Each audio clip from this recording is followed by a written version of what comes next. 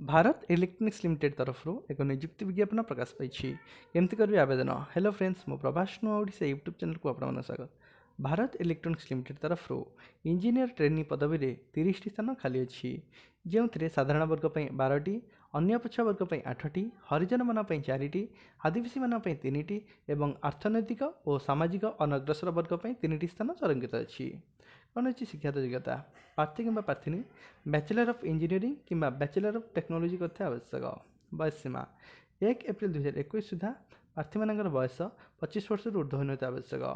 आदिवासी हरिजन मान 5 वर्ष, अन्य पछुआ वर्ग 3 वर्ष और भिन्नक्षम मान 10 वर्ष बयस सीमा कोल कर। निवेदन शुल्क रही 200 टंका। आदिवासी हरिजन और भिन्नक्षम निवेदन शुल्क छाड़ कर। आवेदन प्रक्रिया प्रार्थी कि प्रार्थी केवल ऑनलाइन माध्यम आवेदन करेंगे।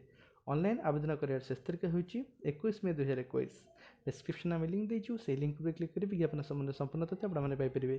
वीडियो को देखने धन्यवाद। एमती नुआ नियुक्ति भित्तिक वीडियो देखने आम चैनल को सब्सक्राइब करूँ, पाखर बेल आइकन प्रेस करूँ, जहाँद्वारा आम latest video updates notification Piper. धन्यवाद।